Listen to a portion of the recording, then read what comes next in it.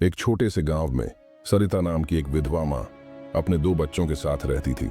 सरिता के पति का देहांत कुछ साल पहले हो चुका था और तब से उसने अपने बच्चों को पालने के लिए दिन रात मेहनत की। वह गांव में लोगों के खेतों में काम करती, कपड़े सिलती और कभी कभी लोगों के घरों में झाड़ू पोंछा भी करती थी। सरिता का सपना था कि उसके बच्चे पढ़ लिख कर बड़े आदमी बने। उसका बड़ा बेटा रोहन पढ़ाई में बहुत तेज था और हमेशा अपनी कक्षा में अव्वल आता था। छोटी बेटी सिया भी पढ़ाई में रुचि रखती थी। सरिता ने तय किया कि चाहे जो हो, वह अपने बच्चों की पढ़ाई में कोई कमी नहीं आने देगी। गांव के स्कूल में 10वीं तक ही पढ़ाई होती थी। रोहन ने जब 10वीं पास की तो उसने शहर के कॉलेज में दाखिला लेने की इच्छा जताई, लेकिन सरिता के पास इतने पैसे नहीं थे कि वह शहर में रोहन की पढ़ाई और रहने का खर्च उठा सके। सरिता के दिल में बहुत दर्द था, पर उसने अपनी परेशानियों को बच्चों से छिपा कर रखा।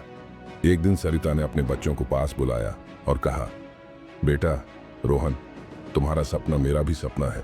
मैं कुछ भी कर लूंगी, लेकिन तुम्हारी पढ़ाई नहीं रुकेगी। अगले दिन सरिता ने गांव के एक बड़े किसान से उधार मांगा। किसान ने शर्त रखी कि अगर वह समय पर कर्ज नहीं चुका पाई तो उसे अपनी जमीन गिरवी रखनी पड़ेगी। सरिता ने बिना कुछ सोचे समझे कागजात पर हस्ताक्षर कर दिए। उसने रोहन को शहर भेजा और खुद खेतों में 2 गुना काम करने लगी। सरिता दिन रात मेहनत करती। कभी कभी वह सिर्फ रोटी और नमक खाकर सो जाती ताकि बच्चों के लिए अच्छा खाना जुटा सके।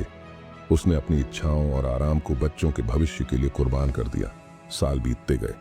रोहन ने कॉलेज की पढ़ाई पूरी की और एक अच्छी नौकरी पाली। वह पहली बार अपनी पहली तनख्वाह लेकर गांव आया। घर पहुंचते ही उसने अपनी माँ के पैर छुए और कहा, माँ, आज जो कुछ भी हूं सिर्फ तुम्हारी मेहनत और बलिदान की वजह से हूं। अब तुम्हें कोई काम नहीं करना पड़ेगा। सरिता की आंखों में आंसू थे। उसने रोहन को गले लगाते हुए कहा, बेटा, मेरी मेहनत और त्याग का सबसे बड़ा इनाम यही है कि तुम अपने पैरों पर खड़े हो गए हो। अब मैं निश्चिंत हूं। रोहन ने मां का कर्ज चुकाने के लिए किसान को पैसे दिए और मां को आराम की जिंदगी देने का वादा किया। सरिता के चेहरे पर एक सुकून भरी मुस्कान थी। उसकी त्याग और मेहनत ने उसके बच्चों का भविष्य उज्जवल कर दिया था। उसका बलिदान केवल उसकी मातृत्व की गहराई को दर्शाता था।